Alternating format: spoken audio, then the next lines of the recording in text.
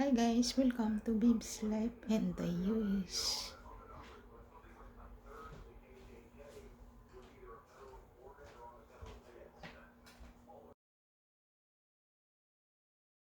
Gone on for centuries, and it may well actually calls for the drafting for the military conscription of women because of the Russian threat.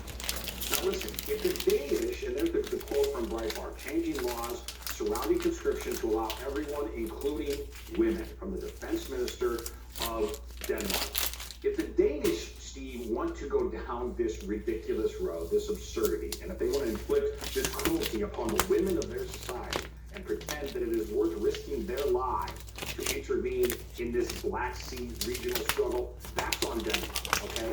We, in the United States, across an ocean, with our own border problem, a very real, very present border problem here in the United States, we need to say, Europe, if you really believe it's that ultimately a problem for you, but it is for you to take care of. You have all of the resources, economic and military, that you need to take care of it. Your neighborhood, your backyard, your problem. Because listen, this is not our problem, and Zelensky is not our fighter. The reason that these radical regimes got to start conscripting the women for this, conscripting them and drafting them, is that the guys aren't signing up. In Germany, it was reported a couple of weeks ago that the highest rate of conscientious objectors now sitting there going, yeah, I don't know. Now they're going to be thrown into, young in Europe are going to be thrown into the charnel house. How many times do we have to do this, ladies and gentlemen? Because now it's on your shoulders. The responsibility of this audience, we must force Biden and all the constitutional conservatives out there. I'm tired of all the presentation about what's the plan, what are the objectives, what's the strategy. As Steve Cortez continues to hammer, why is it in the vital national security interest of the United States? They're going to start the hearings on the southern border next week.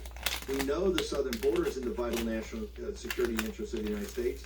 Why is the eastern Russian-speaking border of Ukraine 8,000 miles away? Why is that in the vital national security interest? I tell you who doesn't think so. The young men of Germany, the young men of Denmark. They're not signing up. You don't see these people sign up to go there. They just announced the other day, the United Kingdom, and we're getting some economics here. We're going to get Dave Walsh in here about the UK economy and energy. The United Kingdom, our greatest part of the NATO protector, because they're not an ally, they can deliver one combat division. One combat division. Let me put that in perspective of the German army that surrendered 80 years ago today. Okay? A division is roughly 10,000 people. Right now, the Brits, with all their cuts, they can come up with one combat division. Okay? There were essentially 30 combat divisions, or what was left of them, that either were defeated, killed, or surrendered at Stalingrad. 30. That's the difference you're talking about. Oh, by the way, it's also happens to be the number of illegal aliens across the border into the United States in the month of December, just to connect the dot there.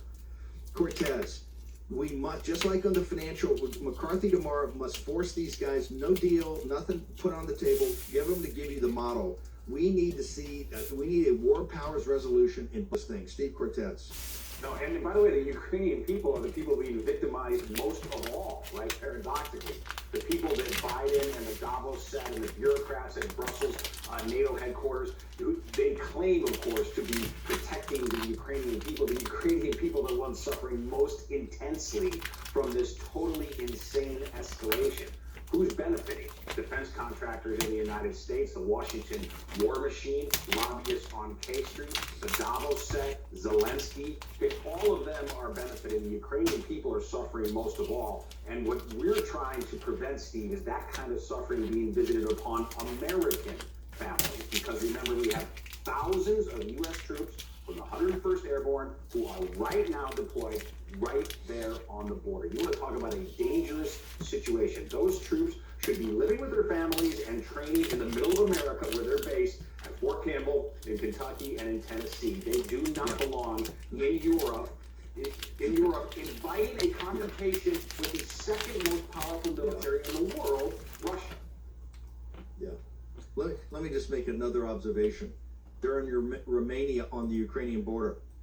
The reason that the army collapsed at Stalingrad, and they mentioned it just briefly in the newsroom, the Romanian, right? And so the Hitler couldn't come at the back. Okay, bye everyone, and don't forget to subscribe below and thumbs up to our channel and check out our beybs closet in HCEB and make curry, and also check out our beautiful decor in HNEB. Bye bye guys, see you to the next video. God bless you all. Bye.